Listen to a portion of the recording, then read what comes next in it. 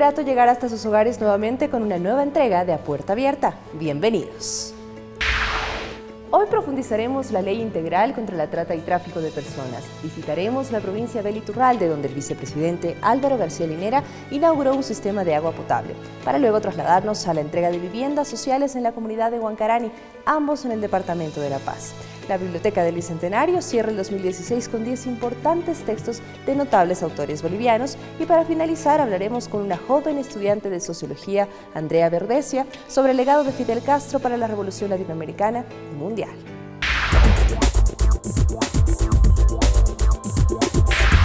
Nuestra sociedad atraviesa un constante flagelo. Conocer cómo nos respalda nuestra legislatura es fundamental para combatirla.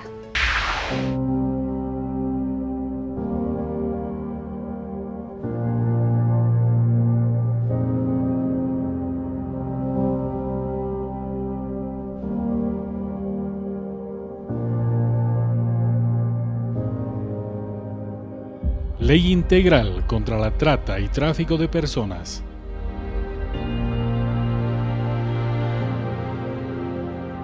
En el mundo, más de 12 millones de personas son víctimas de trata y tráfico, dejando ganancias anuales de 32.000 millones de dólares. 2 de cada 3 víctimas son niñas menores de 12 años. 1 de cada 3 víctimas son adolescentes entre los 15 y 18 años. La ley se promulgó el 31 de julio de 2012 con el objeto de combatir la trata y tráfico de personas y delitos conexos, garantizar los derechos fundamentales de las víctimas a través de medidas y mecanismos de prevención, protección, atención, persecución y sanción penal de estos delitos. A nivel Latinoamérica se han ido incrementando los casos de trata y tráfico de personas y Bolivia no está al margen de este fenómeno, ya que su condición geográfica, su ubicación geográfica ha hecho que se considere en muchos casos a Bolivia como un país especialmente de tránsito de la trata y tráfico de personas. Bueno, son alrededor de 2 años que ha llevado la configuración de esta norma. Sin embargo, la aprobación ha sido bastante rápido, dado que en ese momento ya había común acuerdo entre todos de la necesidad de una ley de este tipo. La ley comprende establecer medidas de prevención de delitos de trata y tráfico, implementar y consolidar políticas públicas de protección, atención y reintegración integral para las víctimas, fortalecer la respuesta del sistema judicial penal contra los delitos, promover y facilitar la cooperación nacional e internacional para alcanzar los objetivos de la ley. La ley 263 tiene por objeto combatir la trata y tráfico de personas, restituir los derechos que han sido vulnerados de las víctimas y sancionar los delitos de trata y tráfico de personas. La promulgación de esta ley ha ayudado mucho a crear conciencia de que ya no vivimos en una sociedad como hace 30, 40 años atrás, donde nuestros niños, nuestras niñas podían caminar solos por toda la ciudad. Ahora no, debemos cuidar a nuestros niños, a nuestras niñas, a nuestros adolescentes. En el tema sancionatorio, la ley ha incrementado las sanciones para los delitos de trata y tráfico de personas, que van desde 10 a 15 años y el tráfico ilícito de migrantes de 5 a 10 años, ¿no? La ley se rige bajo los principios y valores de dignidad y libertad, prioridad y acceso gratuito de las víctimas a protección y servicios integrales, así como la administración de justicia. El Estado, la sociedad y familia garantizan el interés superior del niño, niña y adolescente. Las víctimas no serán sometidas a revictimización y tendrán confidencialidad en sus procesos. Cuando no se establezca la nacionalidad de la víctima, se presumirá la nacionalidad boliviana, en tanto no se pruebe lo contrario. Se fortalecerá la integración, coordinación y cooperación internacional para la lucha contra la trata y tráfico. Interculturalidad y armonía para una coexistencia equilibrada en la sociedad.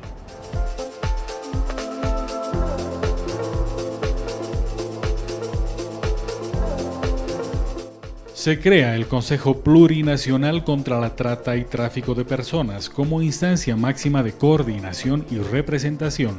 que es la que está definiendo no solamente la reglamentación de la ley, sino otro tipo de políticas, no solamente a nivel central, sino subnacionales.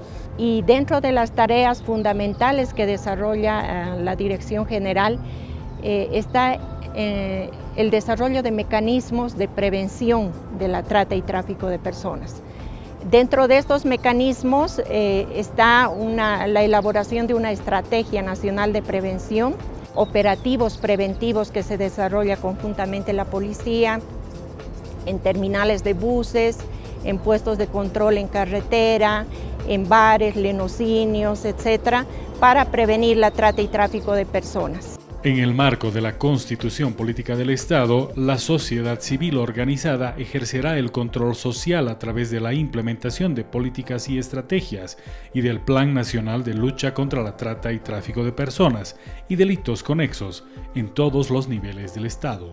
Nuestra policía tiene que tener más recursos para poder atender investigaciones que tienen que ver con bandas que utilizan 2 hasta 3 países y en varios continentes. La población en su conjunto está llamada a prevenir los delitos, ¿no? Informarse, conocer los alcances de la ley que el Estado Plurinacional de Bolivia ha puesto para toda la población, y a partir de este conocimiento ellos puedan identificar los casos de trata y tráfico de personas, puedan denunciar y sobre todo puedan prevenir.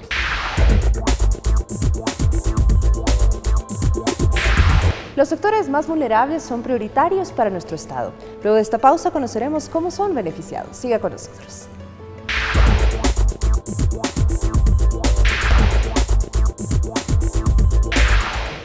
El vicepresidente del Estado, Álvaro García Linera, visitó Esperanza del Madidi en la provincia de Iturralde del departamento de La Paz para inaugurar un sistema de agua potable que beneficiará a sus pobladores. Posteriormente entregó 90 viviendas sociales en el municipio de San Andrés de Machaca. A continuación recordamos los momentos más importantes.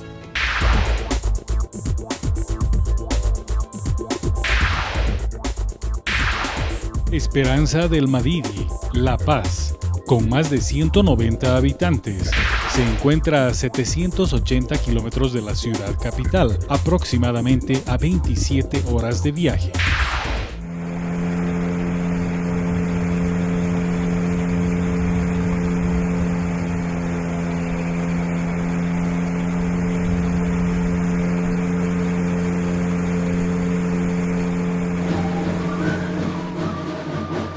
En la ciudad de La Paz, estaba aquí en la mañana, y de ahí he tomado un avión, he pasado la cordillera, he pasado a Polo y he llegado hasta Ixiamas en avión, y de Ixiamas 1 hora en helicóptero, y me he venido por acá, por el norte de La Paz, por el norte,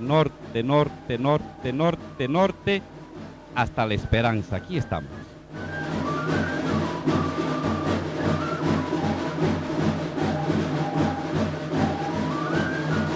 Esta norte de La Paz fue abandonada, los trataban como si fueran extranjeros. He hablado con el corregidor, hablé con el alcalde y les pregunté cómo estamos en tema de agua, les he preguntado. Me han contado que llegó unos años, llega el agua y rebalsa a todos lados, y otros años no llega el agua y se seca. Ahora, mis compañeros, estamos entregando el día de hoy sistema de agua potable. Allí está nuestro tanque de agua. Hemos traído el agua de la vertiente, una linda vertiente, a 3 kilómetros. Lo subimos allá, allí tiene un pequeño tanque y purificador, y de ahí luego se distribuye a las 58 familias. 59 familias, agua pura, agua transparente del Madidi. Desde el fondo de nuestro corazón le decimos muchas gracias a nuestro hermano Evo por acordarse de nosotros y hacernos llegar a esta obra tan importante que es para el beneficio de todos nosotros, compañeros. El municipio ha puesto plata, bien alcalde, porque agua es vida. Nuestro presidente nos ha dado la mayor parte. El costo de este sistema son 2,5 millones de bolivianos que estamos entregando el día de en Esperanza. Agua potable 24 horas para Esperanza. Contenta, contentísima, porque ningún presidente nos había hecho esto de darnos el agua. Tantos años hemos vivido sin agua y gracias al señor presidente estamos orgullosas de que nos haya dado el agua el señor presidente. El único que se acordó de nosotros, de nuestras necesidades que tenemos. Y gracias, y ojalá nunca se olvide de nosotros.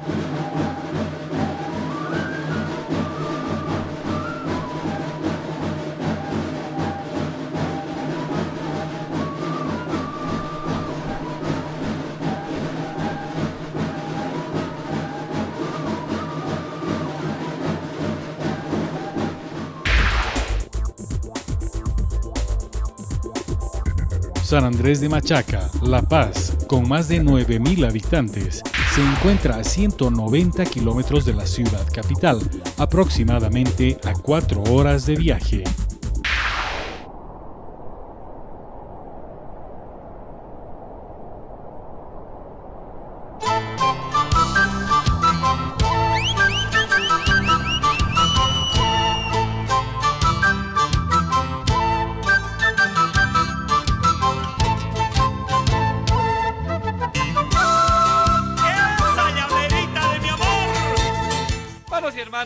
Estamos en el municipio de San Andrés de Machaca.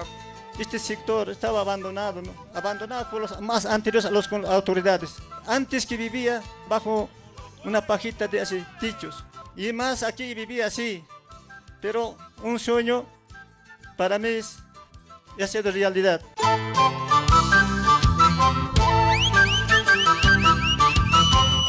Achamarcan las como sumautan en Gautaway. Acabampan con Wichutan en Kamastagino. ¿Echaste? Acá sumautan hermano presidente, hermano vicepresidente, del campo y la ciudad somos iguales. Ya no hay de primera ni de segunda. Así es que tú tienes que tener tu vivienda, mi hermano, ¿ya? Y vamos a priorizar mujeres solteras. Con este nuestro presidente Evo Morales ha cambiado, ¿no? Ha recordado los pueblos abandonados. Qué lindo, ¿no? 15 casas para madres solteras. Padres solteros también un hito había habido. Tercera edad 18. Familias con personas con discapacidad 3. Chiruja Nayaja, presidente Evo Morales, Wale Cusicito, Jatasta, acá vivienda, Suma Camaña, Jiwasataki, Purineja. Y es pagar Pini Evo Morales. Vivienda es un sueño para mí, gracias. Mi corazón está saltando, hermano. 10 hijos tengo, hermana, sí, 10 tengo, hermanita, hermano. Aquí está la llave, mi hermana. ¿Ya? Eres lo que quiero, y por tu amor me muero.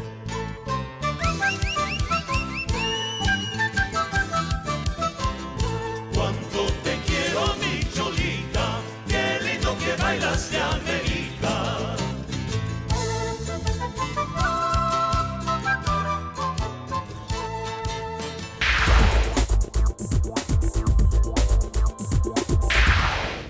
La Biblioteca del Bicentenario es un proyecto con un importante aporte para nuestra sociedad. A continuación, conozcamos cómo se trabaja en su elaboración.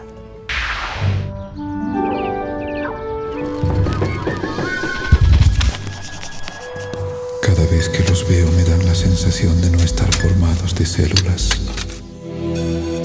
Biblioteca del Bicentenario de Bolivia. Cada libro y la colección de los 200 libros es una manera de entender Bolivia. Una nueva narrativa de la historia, de la cultura, de la economía de Bolivia.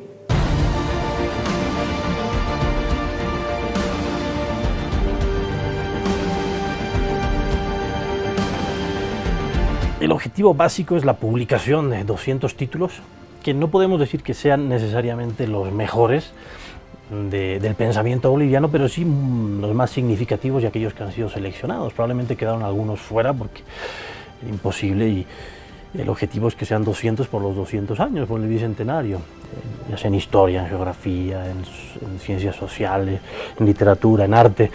Son indudablemente títulos de gran importancia. La BBB nace a partir de establecer un canon documental sobre el pensamiento boliviano que ha sido escrito, ¿no? Con el fin de distribuirlo y publicarlo. Son libros que obligatoriamente un joven de colegio Un joven de universidad tiene que leer porque son libros que hablan sobre nosotros, sobre nuestra patria Bolivia, sobre nuestras raíces, sobre nuestras luchas, sobre nuestras ideas, sobre nuestros pensamientos.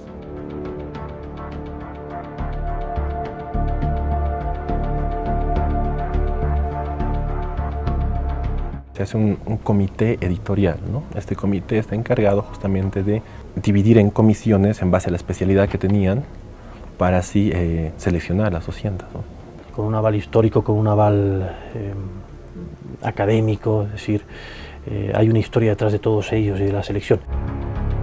Es un libro que, como otros en nuestra tradición, propone una cierta idea cultural. Aquí se originó el hombre y a partir de esa idea cultural sugiere al mismo tiempo una serie de consecuencias políticas importantes.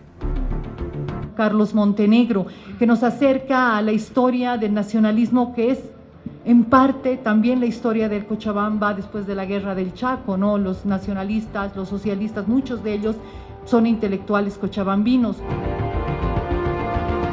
La gente del 2014-2015 no tenía mucha idea de lo que era el proyecto, ¿no? No sabía muy bien de qué se trataba esto de los 200 libros. Y en el 2015 se intensificó, se hizo el concurso de portadas donde la gente participó masivamente. Este año, sobre todo, yo creo que despegamos bastante, fue un boom total, porque las presentaciones que hicimos con el mapping, que llamaron la atención, atrajo mucho a la gente, ¿no?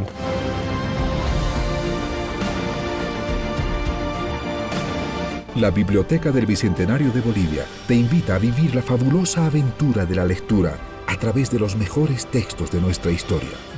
En ese segmento hay una gran expectativa porque la mayoría de ellos, sean académicos, sean lectores, sean profesores universitarios, sean literatos, incluso percibes el gozo de poder disponer de un ejemplar bien editado y actualizado y una colección cuidada y a un precio accesible además. Este año se instaló la etapa de preproducción, para que haya una planificación de los libros que van a publicarse el 2017 y 2018. Entonces, hasta el momento ya tenemos gestionados para transcripción libros para el 2017 y 2018. Tenemos pensado publicar el 2017 25. Detrás de cada uno de estos libros hay, en algunos casos, meses de trabajo que muy brevemente consisten en, primero, hacer un diagnóstico editorial de cada título, saber cuántas ediciones hay disponibles, en qué consiste cada edición, qué particularidades tienen.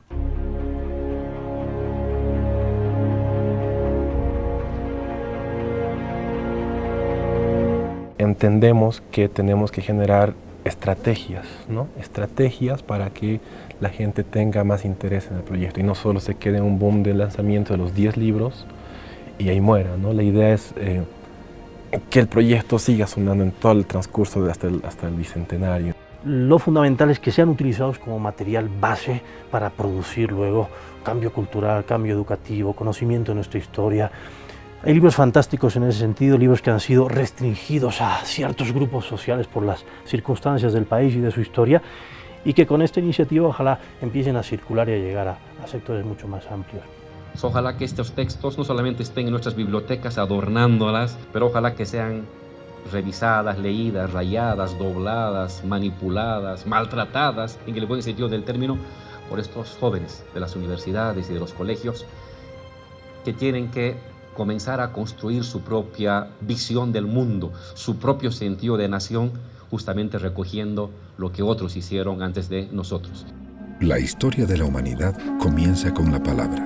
Cuando abrimos un libro, recibimos el destello de millones de palabras, pensamientos e ideas que nos transportan a tiempos distintos. Leemos porque somos parte de algo infinitamente más grande a través de nuestras lenguas y signos. Somos también parte viva de comunidades ancestrales y culturales que constituyen nuestra herencia e identidad. Al regresar conoceremos a una joven que tiene muy clara la visión revolucionaria de nuestros líderes y el legado de Fidel Castro.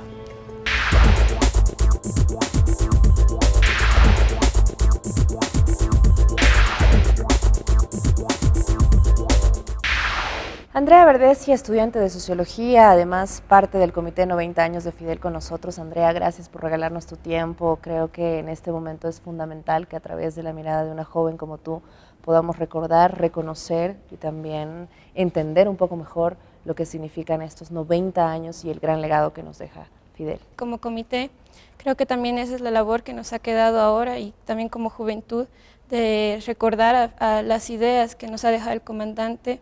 Si él ha partido físicamente, nos ha dejado ese gran deber, que es cumplir primero con su gran labor internacionalista y también con su legado ideológico, ¿no?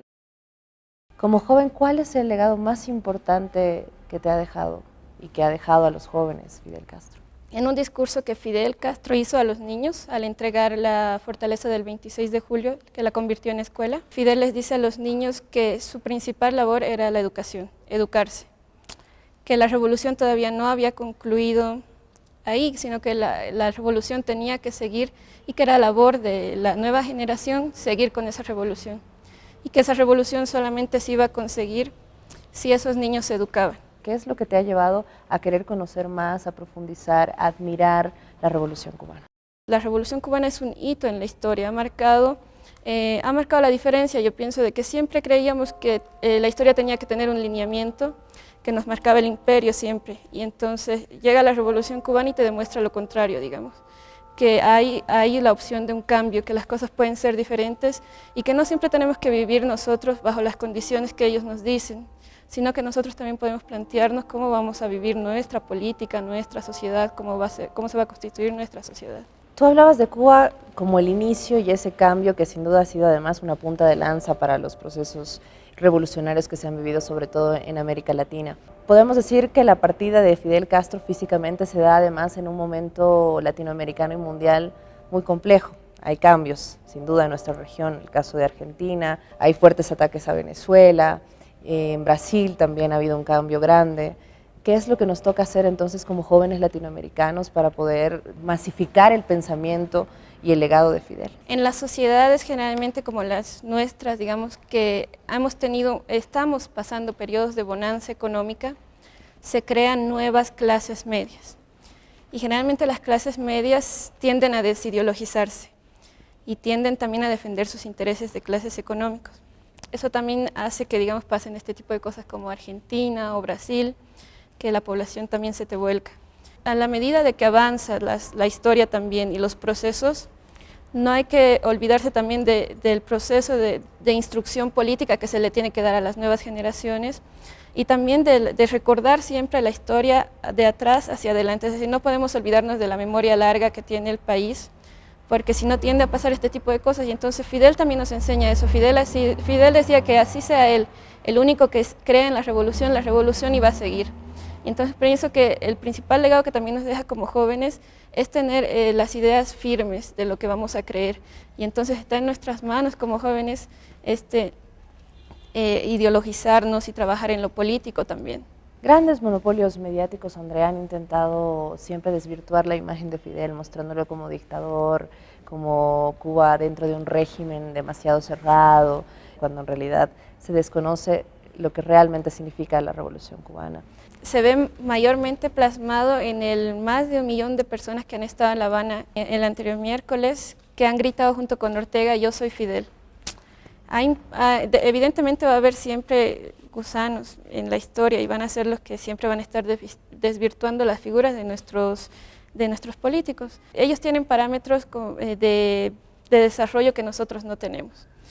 Y creo que la mayor respuesta que podemos dar a esta gente es el ejército de batas blancas que nos ha dado Fidel, educación gratis, el impacto que ha tenido Fidel en África, en la derrota del apartheid. Lo decía Jacob Zuma, también decía, Cuba ha sido el único país que fue a África y no se llevó ni oro, ni petróleo, ni diamantes. Se fue en busca de la libertad de un pueblo y se llevó solamente sus muertos. Como estudiante de sociología, Andrea, ¿podemos decir de alguna manera que el momento en la partida física de Fidel Castro puede ser como un punto de quiebre en el que la Revolución Cubana puede empezar quizás a perder un poco esa solidez que tiene a lo largo de estos años? Cuba nunca fue un país independiente hasta que llegó Fidel, hasta que llegó la revolución.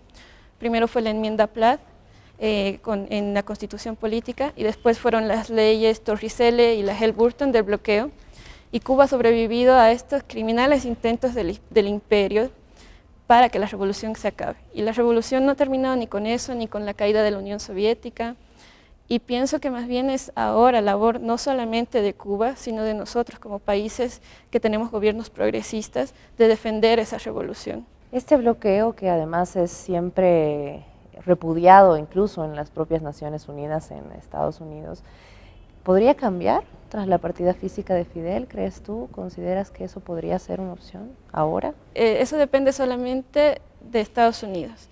Y el gobierno tiene una mentalidad muy retrógrada respecto al bloqueo y respecto a Cuba y la revolución. Entonces yo pienso que es casi imposible que el bloqueo termine si es que tampoco la población desde Estados Unidos comienza a manifestarse. De nuestra parte sí vamos a seguir luchando para que el bloqueo termine, porque de verdad que es un bloqueo criminal. Andrea, hablemos un poco acerca de la gran herencia que ha dejado Fidel a los cubanos específicamente, ¿no? La pequeña isla, como a veces la llaman, es sin duda ejemplo en temas científicos, en temas de educación, en temas de salud, en temas de equidad, de igualdad. Entonces, me gustaría que tú puedas explicarle un poco a los jóvenes y a quienes nos ven cuál es la realidad de Cuba. Tendemos a ver mucho los parámetros de desarrollo en tener, digamos, un edificio de 20 pisos, en tener piscina y en tener, digamos, autos de último modelo, celulares de último modelo. Y pienso que como si nosotros nos consideramos revolucionarios, tenemos que comenzar a ver los parámetros de desarrollo desde otra perspectiva. Cuba, gracias a Fidel, ha tenido una gran revolución cultural principalmente. Se apoya mucho lo que son las artes, la cultura, y ha habido una gran revolución también en lo que es el área médica. Cuba es el único país que ha encontrado la cura al vitiligo, por ejemplo. Y tiene hoy en día, es uno de los pocos países que ha creado una vacuna también para el cáncer de pulmón. También ha terminado con la transferencia de VIH de madre a hijo. Es uno de los pocos países que ha logrado ese grado de ciencia y tecnología en el área de medicina. Yo pienso que hay que mirar a Cuba por eso, desde parámetros de desarrollo que sean más sociales y de ver de verdad lo que beneficia a la sociedad. Es decir, tú puedes tener un celular último modelo, pero puede que te falte salud y que te falte educación y que te falte muchas cosas, y en Cuba nunca va a faltar eso.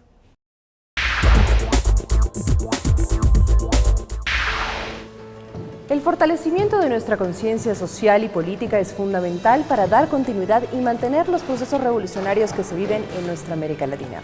Recuerde que puede seguirnos a través de nuestras redes sociales y que el siguiente domingo tenemos una cita en La Puerta Abierta.